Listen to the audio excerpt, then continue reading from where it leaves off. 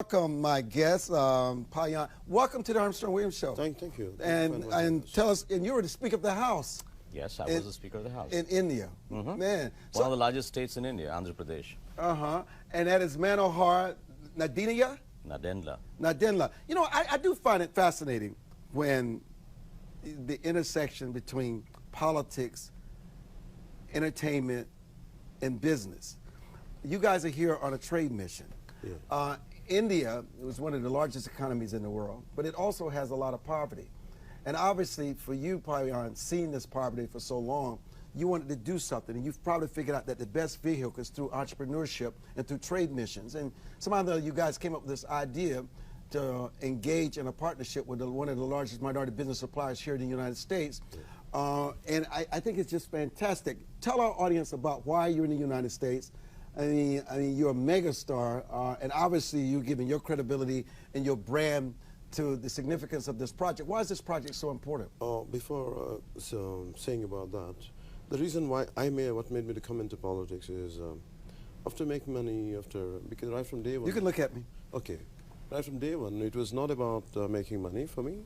I wanted to serve the nation. I want to serve the needy and the most neglected communities. So actually that's what catapulted me into politics, to set up the party. And now to come to US, and we have a lot of neglected communities and downtrodden communities. So we do understand here what exactly the issue is. So that's what made us to be here, to reach out about, what do you call them? The minority. The minority. The Minority Business Advocacy Organization here in the United States. And just how do you plan to change these lives? We're looking at, to understand the practices, what they're doing it here, and how could we help each other back in the same neglected communities that back there in India. And they also feel the same need and requirement to get them promoted.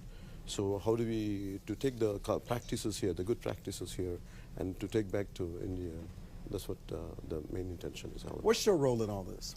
Okay, I had the opportunity to lead a couple of delegations earlier too. So we felt that trade between India and America is very, very important, and it's picking up at a very rapid pace. And as a political party, we wanted to help the youth of India get more jobs and look at investment opportunities.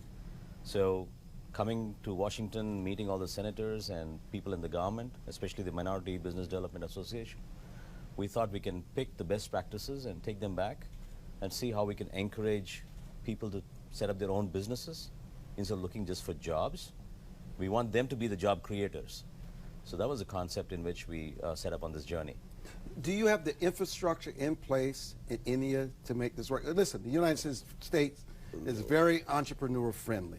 That's why so many people leave and come here, sacrifice their lives, leave their families, because this is really a place of opportunity where you don't have many barriers to opportunity. It's amazing what people can create here in the United States and turn into $1 million, $1 billion business. Do you have that same type of friendly structure in India? We do have challenges, actually. That's what the reason we're doing, to make it more friendlier, to make it more approachable, to make it more comfortable. I think that's our very intention to initiate this, because we have to, we are trying. There are good opportunities out there, a good environment is there, but still we want to make it, enhance it further.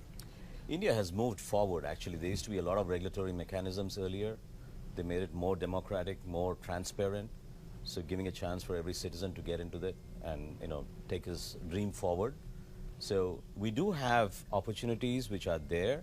We still have government regulations in place, but we are learning. We are learning from the best practices around the world, and we are trying to encourage more of the entrepreneurship qualities that most of our Indian youth have. You guys met with some very key players in our nation's capital. Secretary Ben Carson at Housing and Urban Development, Senator Tim Scott, Senator Paul Ryan, Senator Daines. What role will any of those members or HUD play? Because I know HUD has these opportunity zones. They have these Envision centers. What role, or what did you learn from meeting with Secretary Carson? Opportunity zones. Opportunity zones. Yeah, because there's a lot of need for that, to develop that kind of concept back in our state and back in our country. And that is a key factor, key policy which we're taking back to India, and also about the immigration thing. one of the things, I have not been to India. One of the few places I've not been in the world. But one of the things that people talk about, they talk about the extraordinary wealth, but they also talk about the extraordinary poverty. True. That's what we are about. I mean, our party is about reducing the gap between the haves and the have-nots.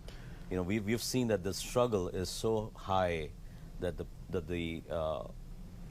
the equality that every citizen should get in terms of his struggle to grow is not available.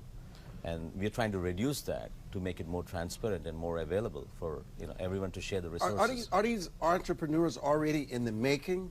Or do they already have businesses that you're trying to enhance? Because if someone doesn't know how they're going to put shoes on their feet, where the next meal is coming from, they don't have a roof over their head, you're talking about taking entrepreneurship from the United States and back to India could be meaningless. What is the bridge that can give this the best chance of working? And are they prepared for it? When it comes to us, like we from the state of Andhra Pradesh, which is newly formed just a few years back, 4 years back. So we have greater opportunities built from the scratch. I think that's where we're taking the advantage.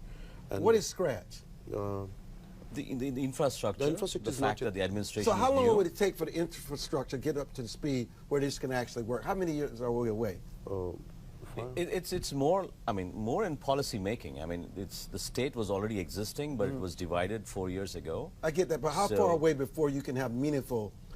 We're ready. You're ready. We're ready. So who are the entrepreneurs? Describe them. What type of entrepreneurs would benefit from this? We are looking at the youth because 65% of India's population today is below 40 years of age. Wow. And they are the ones who are seeking out to go to different countries, become bigger, take their wealth back to their families, expand their vision and their horizons.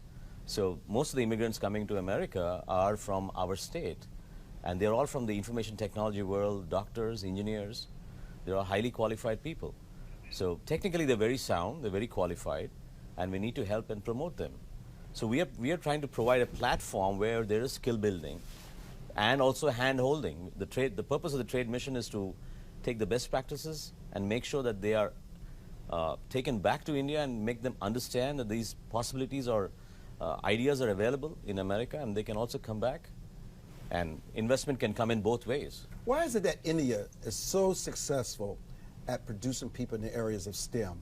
The science, technology, engineering, and math. You know, I got someone who works for us, John Keys, one of our executives, and even when he has his platforms built, they're built in India.